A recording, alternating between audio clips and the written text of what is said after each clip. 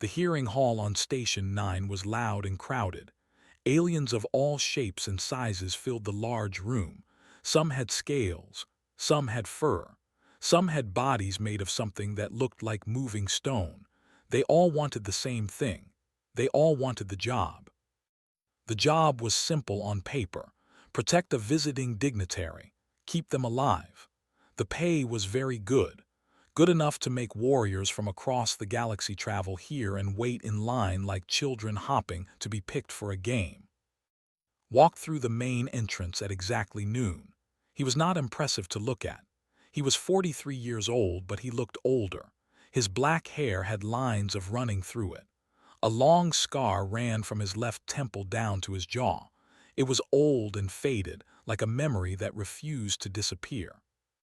He walked with a limp. His left leg made a soft clicking sound with each step.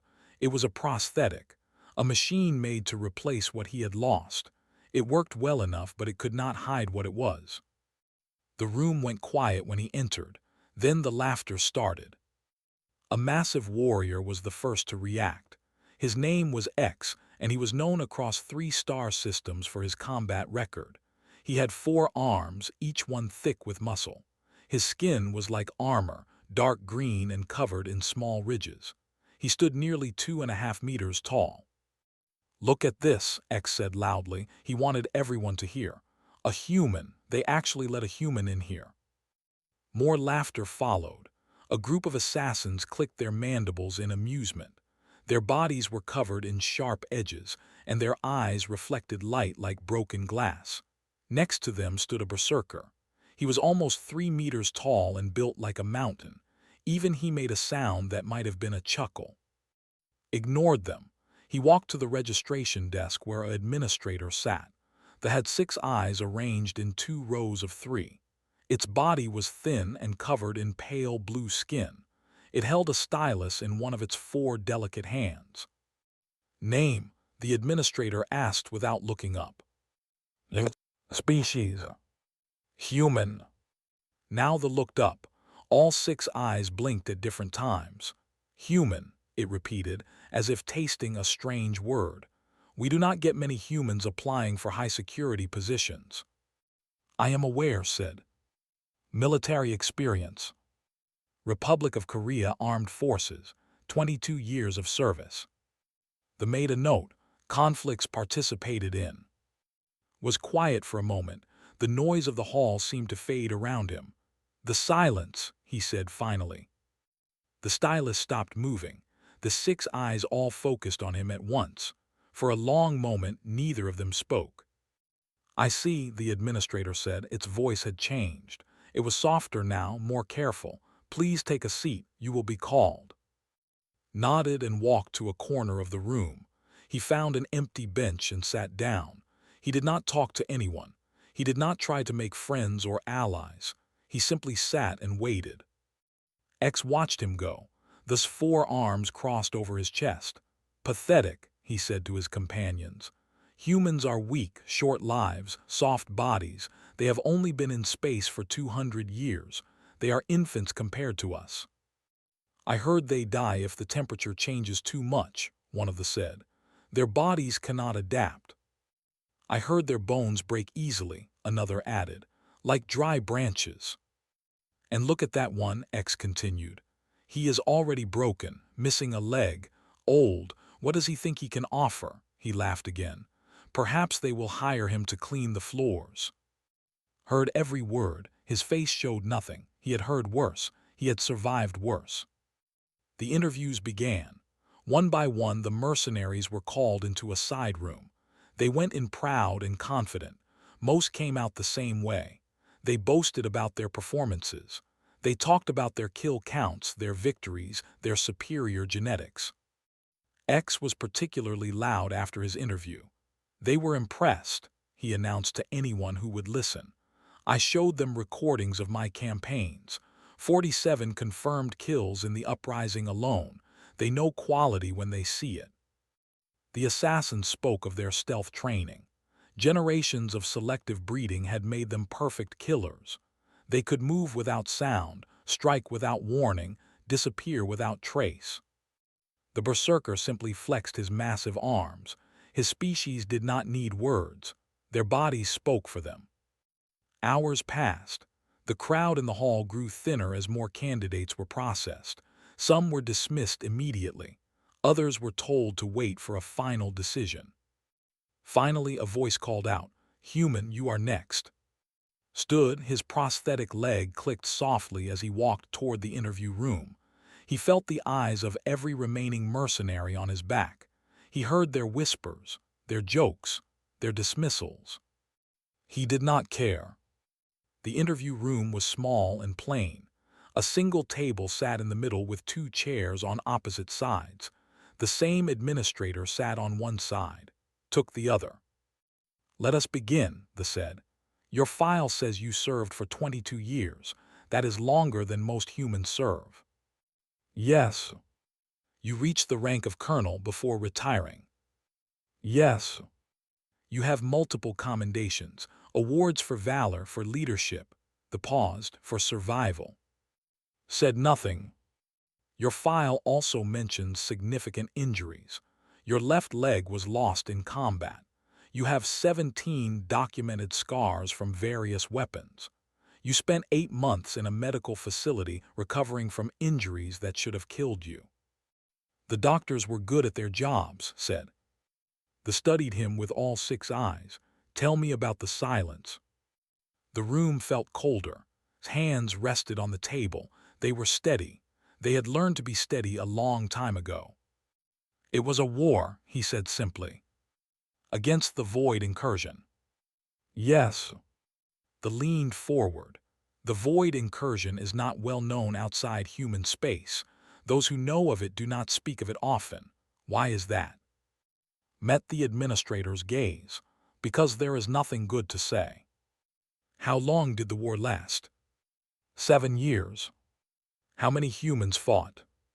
14 million soldiers, combat and support roles combined. "How many survived?"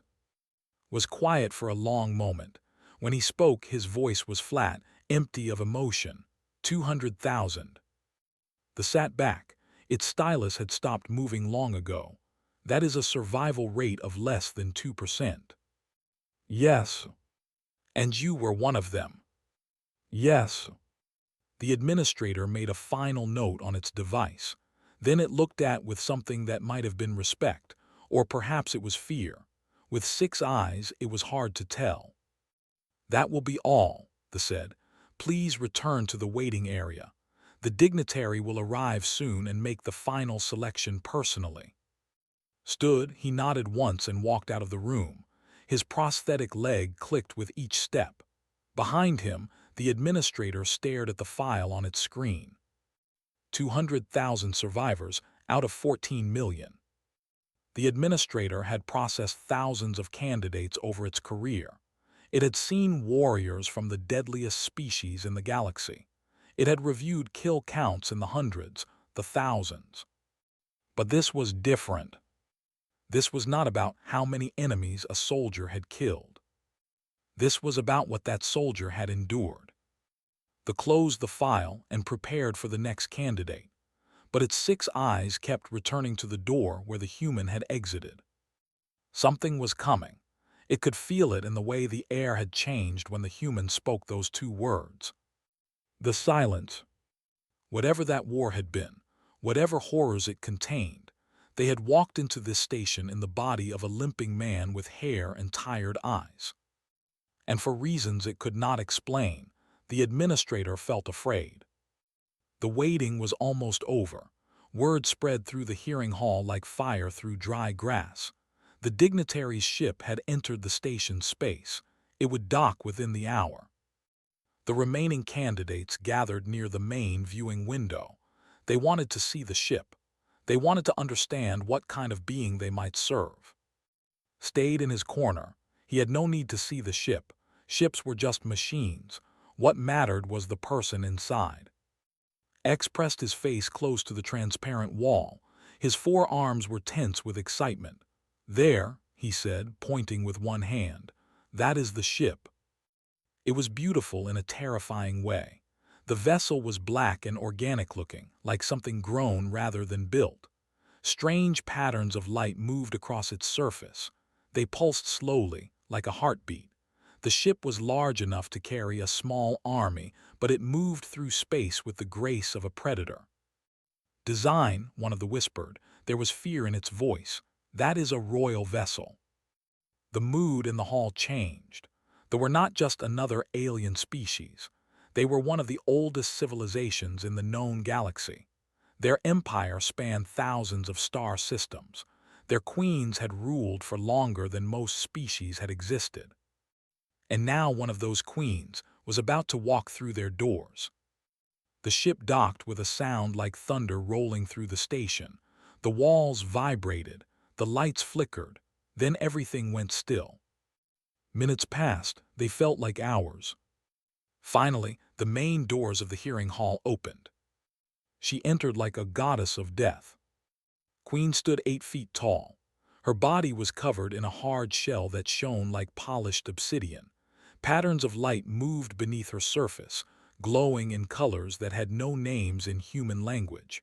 Her head was crowned with sharp ridges that swept back like a dark crown. Her eyes were compound, made of thousands of tiny lenses that saw everything at once. She was ancient, over 2,000 years old. She had watched civilizations rise and fall. She had survived wars that erased entire species from existence. Power radiated from her like heat from a star. Behind her walked her personal guards, the elite. There were 6 of them, and each one was a nightmare-given form. They had been genetically created for one purpose: to kill. Their bodies were covered in natural weapons. Blades grew from their arms. Poison dripped from their claws. Their eyes tracked every movement in the room. Every mercenary in the hall dropped to one knee. Even X, for all his pride, bent his body in respect. Some of them trembled. Some of them could not meet her gaze. "Remain standing." He did not do this out of disrespect. He simply did not kneel, not anymore, not since the silence. One of the elite guards noticed immediately. It moved toward him with frightening speed, claws raised and ready. But Queen raised one long arm, and the guard stopped as if it had hit a wall. "Peace," the Queen said. Her voice was strange. It seemed to come from everywhere at once. It vibrated in the air, in the walls, in the bones of everyone who heard it. "Let the humans stand." She began to walk through the hall. The candidates rose as she passed, but none of them spoke. They presented themselves with their bodies, hoping she would notice them. She moved past X without a glance.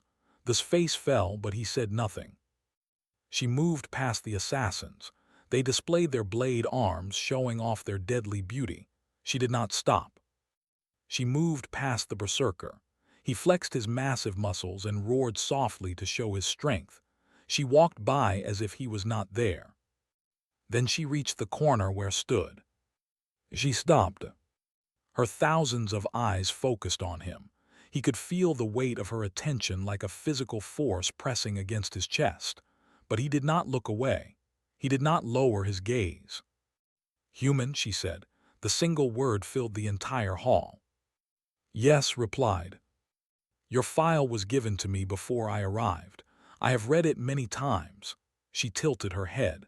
The gesture was almost human, but the effect was deeply alien. "You served in something called the Silence." "I did." The Queen's guards shifted uncomfortably. They exchanged looks that might have been confusion or concern. Queen moved closer. She was so tall that had to look up to meet her eyes. Her shadow fell over him completely, blocking out the light. "The Void Incursion," she said quietly. "That is what your people call it. The Silence is just a name, a way to make the horror smaller, more manageable." "Names help us remember," said, "even when we want to forget." The Queen was silent for a moment. Then she spoke again, and her voice was different, softer, more personal. "I was young when the Void first appeared in my sector of space. Young by my people's standards, at least. I had only lived 400 years. The hall was completely silent. No one moved. No one breathed loudly. A scouting party entered our territory, 3 ships, only 3. The Queen's lights pulsed slowly, shifting to darker colors. We thought we could destroy them easily. We had ruled for 10,000 years. What were 3 small ships to us? She paused. The memory was old, but the pain was still fresh. It took the combined fleets of 9 star systems to stop those 3 ships. 40 billion of my people died. 40 billion souls consumed by the void. And that was just a scouting party. Listened without expression. He knew this story, not the version but the human version. The versions were all the same in the end. Your species, the Queen continued, faced the full incursion. Not 3 ships, not 30, 8,000. 8,000 void vessels entered human space. Behind her, X's face had gone pale. They were clicking their mandibles nervously. Even the seemed smaller somehow. They consumed 3 of your colony worlds before you stopped them, Queen said. 3 worlds, billions of humans, gone in weeks. New Helsinki said quietly. New Taipei, New Dakar. You remember their names. Everyone remembers their names. The Queen leaned closer. Her face was inches from his. He could see his own reflection in her compound eyes 1,000 times. The reports I have read say that humanity won that war through methods no other species would use. Methods that your own military leaders called unacceptable tactics. Methods that made the void afraid. She paused. Her voice dropped to a whisper, but in the silent hall everyone heard her clearly. You survived that war. Met her gaze. 1,000 reflections of his face stared back at him. Someone had to, he said. Queen studied him for a long moment. Her lights shifted through colors that had no names. Finally, she straightened and turned to face the hall. I have made my decision, she announced. Her voice filled every corner of the room. The other candidates are dismissed. X stepped forward. My Queen, with respect, you have not even interviewed us properly. This human is broken. He is old. He is. He is exactly what I need, the Queen interrupted. Her voice cut through his protests like a blade. You are dismissed, all of you, leave. The hall began to empty. Mercenaries who had traveled across the galaxy walked out with nothing. Some were angry, some were confused, none of them understood. Only the administrator remained, watching from its desk with all 6 eyes. It understood. It had seen the human's file. It had read the words, the silence, and felt something it had never felt before. Fear. And now, watching Queen stand beside the limping human veteran, it understood something else. The most dangerous beings in the galaxy were not always the biggest or the strongest. Sometimes they were the ones who had already lost everything and survived anyway. The hearing hall was empty now.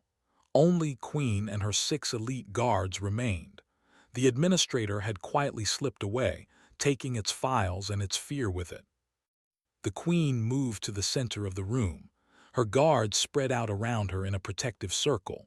Their eyes never stopped moving, watching every shadow, every corner. Walk with me, she said too. It was not a request. He followed her to the large window that looked out into space. Stars filled the darkness like scattered diamonds. Somewhere out there, beyond the light of those stars, Earth floated in its small corner of the galaxy. Tell me about the war, the Queen said. The real story, not the official reports. Stood beside her. His reflection in the window looked old and tired. The official reports are accurate. The official reports are numbers and dates. They tell me that 8,000 void ships attacked human space. They tell me that the war lasted 7 years. They tell me the casualty figures. She turned her massive head toward him. They do not tell me what it was like. Some things cannot be put into words. Try. Was quiet for a long time. When he finally spoke, his voice was distant, like he was speaking from somewhere very far away. The void did not fight like other enemies. They did not want territory.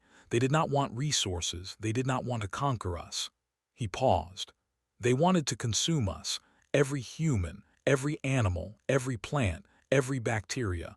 They wanted to absorb all life in our space into themselves. I know what the void are, the queen said softly. I have seen what they leave behind. Then you know why we call it the silence. After they finished with a planet, there was nothing left. No sound, no movement, no life of any kind, just empty rock floating in space.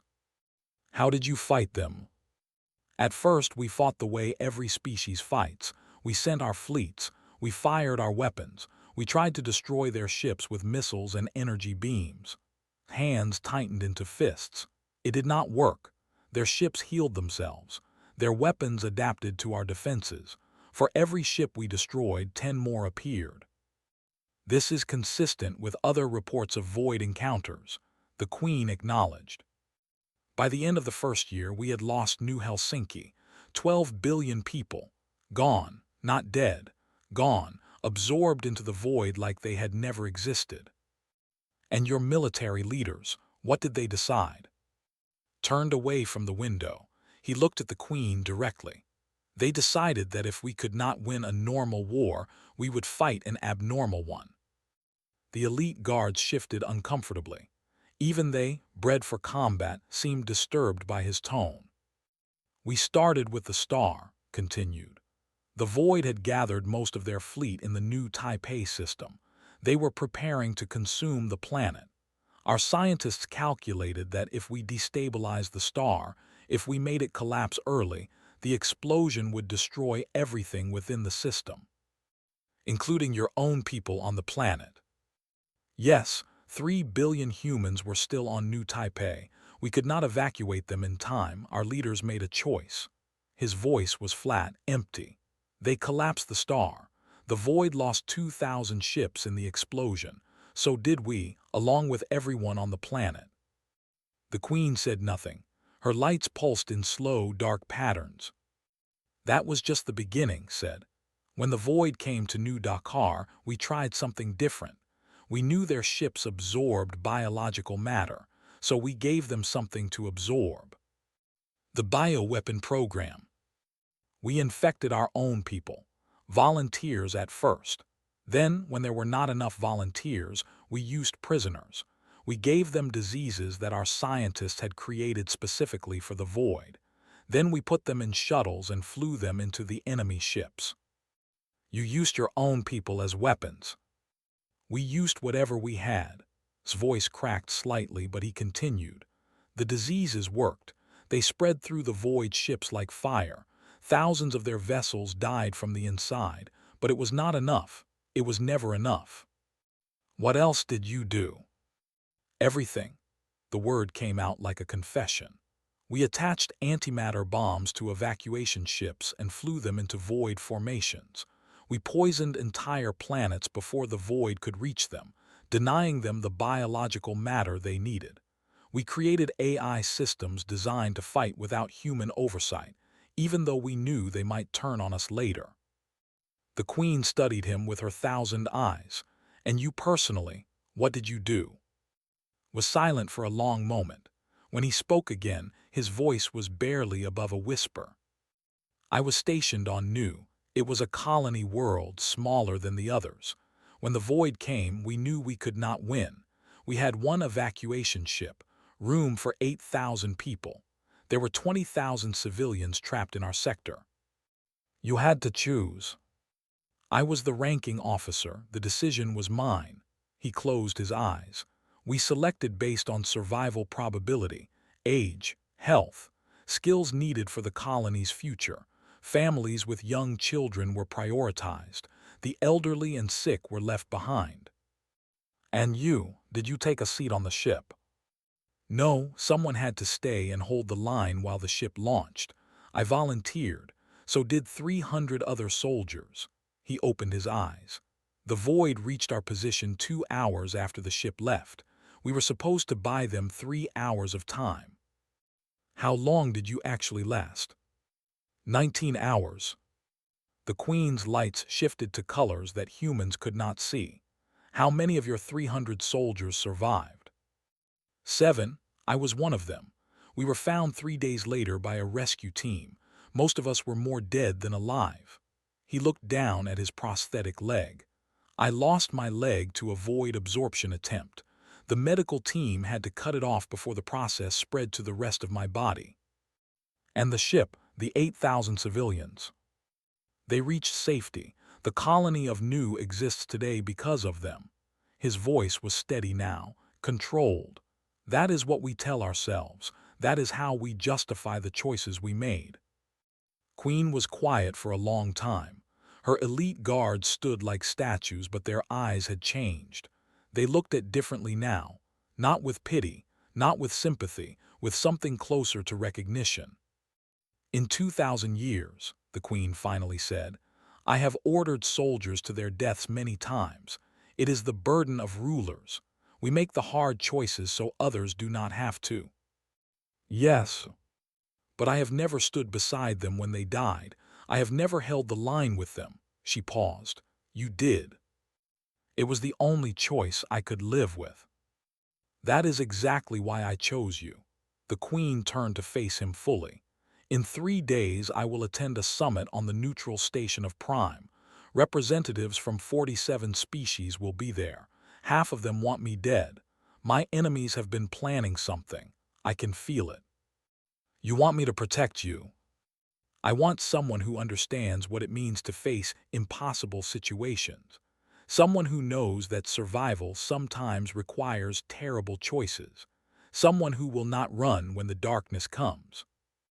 Looked at her, this ancient being. This queen who had ruled for longer than human civilization had existed. She was afraid, not of death, but of something worse. What are you really afraid of? He asked. The queen's lights flickered. I am afraid that when the moment comes, my guards will hesitate. They are loyal. They are deadly. But they have never faced a choice between duty and survival. They have never had to sacrifice everything for a chance at victory. And you think I have. I know you have. She moved closer to him. Her shadow fell over him like a second darkness. You walked into hell and walked out again. You made choices that would break most beings, and you are still standing. Barely. That is enough. She extended one of her long arms, a gesture of agreement, of partnership. Will you do this? Will you stand beside me when the darkness comes? Looked at her outstretched arm. He thought about the 20,000 people on New, the 12,000 he had been forced to leave behind. He thought about the faces he saw every night in his dreams. Then he reached out and took her arm. I will, he said. And somewhere in the darkness between the stars, something was waiting, something old, something patient. Something that did not know that a human veteran had just taken a job. But it would learn. They always did. The transport to Prime would leave in 6 hours. Queen had retired to her private quarters to prepare. Her elite guards had escorted her away, leaving alone in the main hall. He found a quiet corner and sat down. His prosthetic leg ached. It always ached after long periods of standing. He closed his eyes and let himself rest. He was not asleep for long. The sound of heavy footsteps woke him. He opened his eyes to find X standing over him. The warrior had not left the station. His 4 arms were crossed over his massive chest.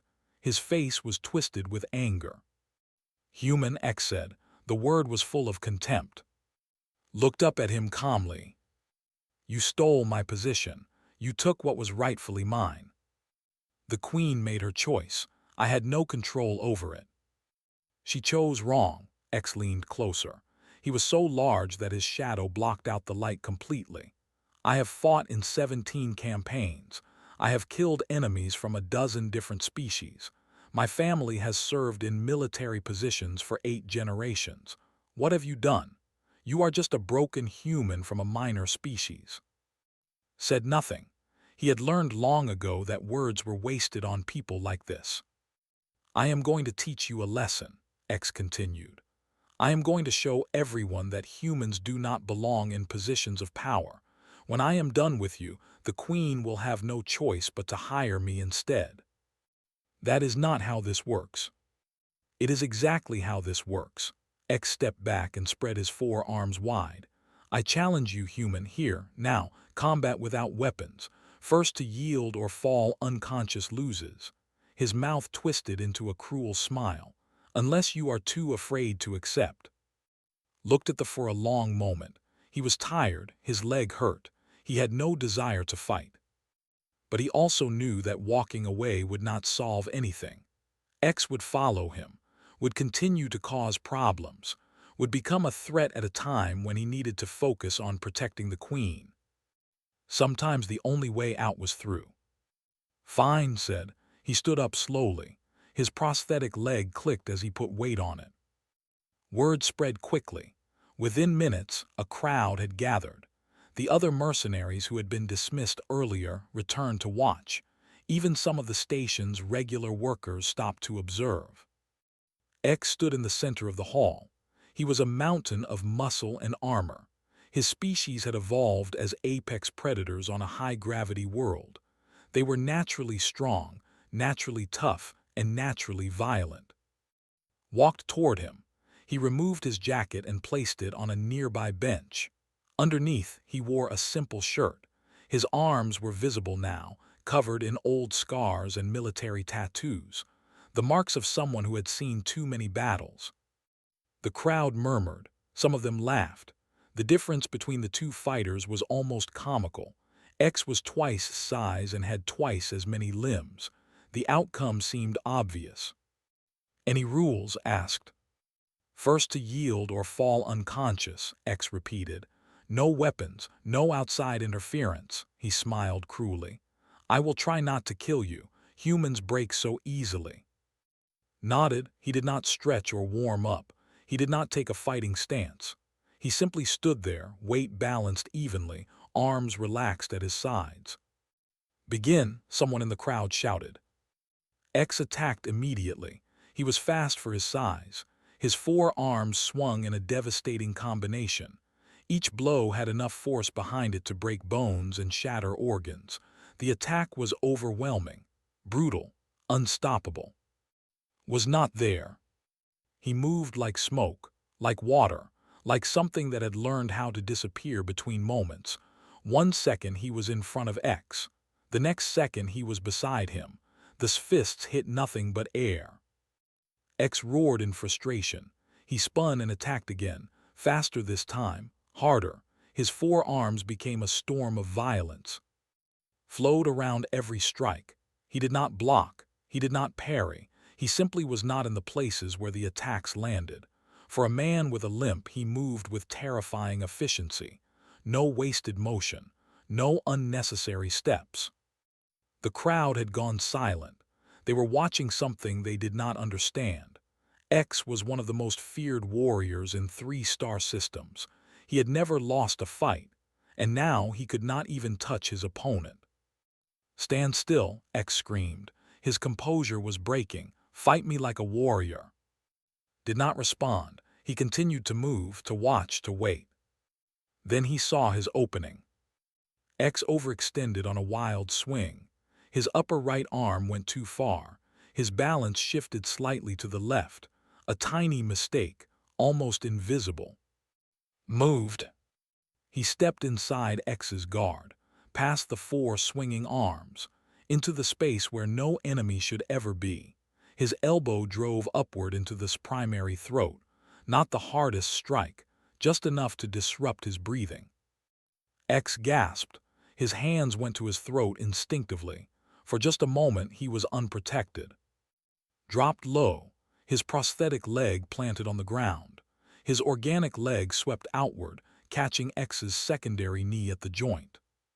The sound of the knee breaking echoed through the silent hall. X screamed. It was a sound of pain and shock and disbelief. He began to fall, his massive body tilted backward. Was already behind him, his arm wrapped around X's neck, not choking him, not crushing his windpipe, just applying pressure to the blood vessels that fed his brain. Yield, said quietly. His voice was calm, controlled. or sleep. X's 4 hands clawed its arm. He thrashed and fought. He tried to use his superior strength to break free. It did not matter. His grip was like iron. He had learned this hold in places where letting go meant death. He had practiced it on enemies far worse than an angry. X's movement slowed. His eyes began to lose focus. The lack of blood to his brain was taking effect. Yield repeated. With a gurgled curse in his native language, X tapped the ground twice, the universal sign of surrender. Released him immediately. He stepped back and watched as the collapsed to his knees, gasping for air. The hall remained silent. No one moved, no one spoke. Walked back to the bench where he had left his jacket. He picked it up and put it back on. His prosthetic leg clicked softly with each step. He was not even breathing hard. Impossible, someone in the crowd whispered. That is impossible. But it had happened. They had all seen it. A broken human veteran had defeated one of the most feared warriors in the sector. Not with strength, not with size, not with genetic superiority. With something else, something harder to define. A voice cut through the silence. Impressive. Everyone turned. Queen stood at the entrance to the hall. Her elite guards flanked her. She had been watching the entire fight. She walked forward until she stood in front of. Her lights pulsed in deep, satisfied colors. You could have ended that fight much sooner, she said. You were watching him, learning him, waiting for the perfect moment. Yes, admitted. Why did you wait so long? Because I wanted everyone to see. He looked at the crowd, at the mercenaries who had laughed at him, at the beings who had dismissed him as weak and broken. I wanted them to understand that strength is not what they think it is. And what is strength? Turn back to face her. Strength is knowing when to move and when to wait. It is understanding your enemy better than they understand themselves. It is surviving when everything in the universe wants you dead. He paused. Strength is not the size of your body. It is the weight of what you carry. Queen's compound eyes studied him for a long moment. Then she made a sound that might have been a laugh. I chose well, she said. Come, we leave for Prime soon. You should rest. She turned and walked away. Her elite guards followed. After a moment, followed too. Behind them, X still knelt on the ground, holding his broken knee. He watched the human walk away with eyes full of pain and confusion. He had fought enemies from across the galaxy. He had never lost. Until today. Until a limping human with hair and tired eyes had shown him what real strength looked like. And as he watched disappear through the doors, X understood something for the first time. The humans had fought the void. They had faced an enemy that consumed worlds. They had sacrificed billions of their own people to survive. And they had won. Perhaps the galaxy had been wrong about them all along. Prime was supposed to be neutral ground. The station had been built specifically for moments like this. 47 species had sent representatives to discuss trade agreements, territorial disputes, and the future of interstellar cooperation. Queen arrived with her entourage. 6 elite guards in their black armor, a dozen servants and advisors, and 1 human veteran who walked beside her with a limp and eyes that never stopped watching. The summit chamber was enormous. Delegates from across the galaxy sat in elevated platforms arranged in a great circle. In the center, a speaking floor waited for whoever wished to address the assembly. Stood behind the Queen's platform, he was not watching the speakers. He was watching the shadows, the doorways, the spaces between things where danger liked to hide. Something was wrong. He could feel it in his bones. The same feeling he had felt on Nu hours before the void had arrived. The first day passed without incident. Speeches were made. Agreements were proposed. Politicians talked in circles around the things they actually wanted. The second day was similar. More talk, more posturing, more pretending that everyone in the room was not calculating how to gain advantage over everyone else. On the third day, everything changed. It started with a small sound, a click from somewhere in the ceiling. Most beings in the chamber did not notice it. Their ears were not tuned for such things. Heard it immediately. "Down," he said. He did not shout. He simply grabbed Queen and pulled her from her seat. The explosion came a fraction of a second later. The ceiling above her platform collapsed. Debris rained down. Smoke filled the air. Screams echoed through the chamber as delegates dove for cover. Covered the Queen with his body. Pieces of metal and stone hit his back. One piece cut through his shoulder. He ignored the pain. "Are you injured?" he asked. "No," the Queen's voice was steady. 2,000 years of life had taught her how to remain calm in chaos. "What is happening?" "Assassination attempt. Stay down." He looked up through the smoke. Figures were moving through the chamber. They wore black suits that masked their heat signatures. They carried weapons that hummed with deadly energy. 20 of them, maybe more. They were spreading out, taking positions around the chamber, professional, coordinated, expensive. Someone had paid a great deal of money to kill Queen today. The elite guards had formed a protective circle around their Queen. They were deadly warriors, but they were also targets. The assassins knew to focus fire on them first. 2 guards fell in the first exchange of shots. Their bodies hit the ground, smoking from energy burns. "We cannot stay here," said. "They know our position, more will come." "My guards will protect me." "Your guards are dying." His voice was harsh but honest. "We need to move now." He grabbed her arm and pulled her toward a side entrance. The Queen was not used to being handled this way, but she was smart enough to know when to follow. They moved through the smoke. Led the way, his body low, his movements precise. His prosthetic leg clicked with each step, but he did not let it slow him down. An assassin appeared in front of them. He raised his weapon, aiming at the Queen. Was faster. He closed the distance in 3 steps. His hand grabbed the assassin's weapon arm and twisted. The bone broke with a wet snap. Before the assassin could scream, his other hand found his throat and crushed it. The body fell, took the weapon. "Keep moving," he said. They reached a service corridor. It was narrow and dark, designed for maintenance workers rather than royalty. The Queen had to bend her massive body to fit through the doorway. Behind them, the sounds of fighting continued. Energy weapons fired. Bodies fell. The elite guards were buying them time with their lives. "They knew," the Queen said. Her voice was soft but filled with cold anger. "They knew exactly where I would be sitting. They knew the structural weaknesses of the chamber. This was planned months in advance." "Someone on your staff betrayed you." "Yes." Her lights flickered with colors that spoke of rage. "I will find them.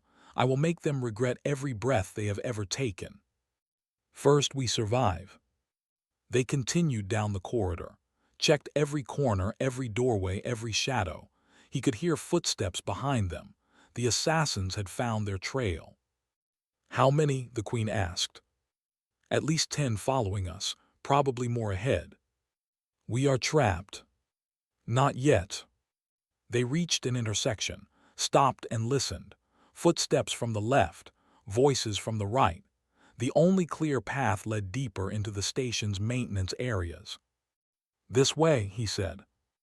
They moved through the darkness.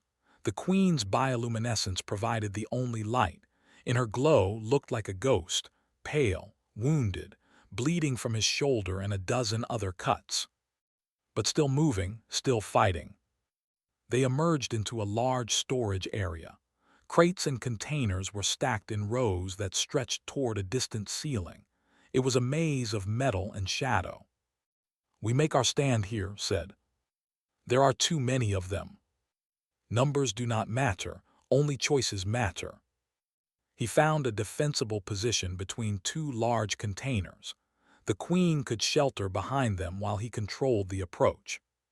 "Stay here," he said. "Do not move until I tell you." "What are you going to do?" Checked his stolen weapon. It had enough charge for maybe 20 shots, not enough. It would never be enough. "Whatever is necessary," he said. The assassins entered the storage area in a coordinated sweep. They moved professionally, covering each other, checking corners. They knew their target was somewhere in the maze. Watch them from the shadows. He counted 12, all armed, all experienced. He thought about about the 300 soldiers who had volunteered to stay behind, about the 19 hours they had held the line against an enemy that consumed worlds. This was easier. He moved. The first assassin died without seeing his killer, came from the shadows like a nightmare. The stolen weapon fired once. The body fell. The second assassin turned at the sound. He saw nothing but darkness before his hands found his throat. The third and fourth died together, used one as a shield against the other's fire, then killed them both with single shots. The remaining assassins regrouped. They were not used to being hunted. They were the hunters. This was not how their missions were supposed to go. "Find him," their leader shouted. "He is just one human." Just one human. Heard the words and almost smiled. He continued to move through the maze, silent, patient, deadly. Each shot was precise. Each kill was efficient. He did not waste energy on anger or fear. He simply did what needed to be done. The assassins fell one by one. Some died fighting. Some died running. Some died not knowing what had killed them. When it was over, 12 bodies lay scattered among the containers. The storage area smelled of burned flesh and fear. Returned to the Queen. His weapon was empty. His body was covered in wounds. Blood ran down his arms and dripped from his fingers. "It is done," he said. Queen emerged from her shelter. She looked at the destruction around them, at the bodies of the assassins who had come to kill her, at the human veteran who had stopped them. "You are injured," she said. "I have been injured before. You should not be standing. There are many things I should not be doing." He leaned against a container for support. His prosthetic leg was damaged. It would not hold his weight much longer. "But we do what we must." The Queen studied him with her 1,000 eyes. This broken human, this veteran of a war that should have destroyed his entire species. He had saved her life. He had killed a dozen professional assassins without hesitation. "Why?" she asked. "Why what?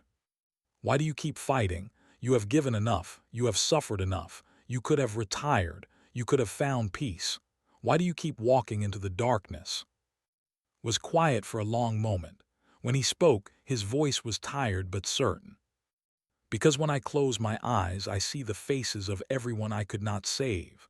The 12,000 on New, the billions on New Helsinki, every soldier who died beside me." He paused. "They cannot fight anymore, so I fight for them. That is a heavy burden." "Yes, but it is mine to carry." Queen was silent.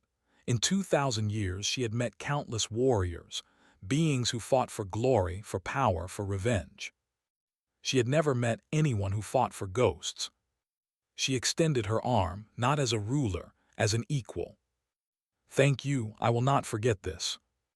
He took her arm, the gesture of partnership they had made 3 days ago. "The job is not finished," he said. "There will be more assassins, more threats, more darkness." "Yes, there always is." "Then I will be here." Sirens began to sound in the distance. Station security was finally responding. Soon the storage area would be filled with investigators and soldiers. But in that moment, in the quiet after the killing, a human veteran and an alien queen stood together in the darkness. They had both seen the worst the universe had to offer. They had both made impossible choices. And they had both survived.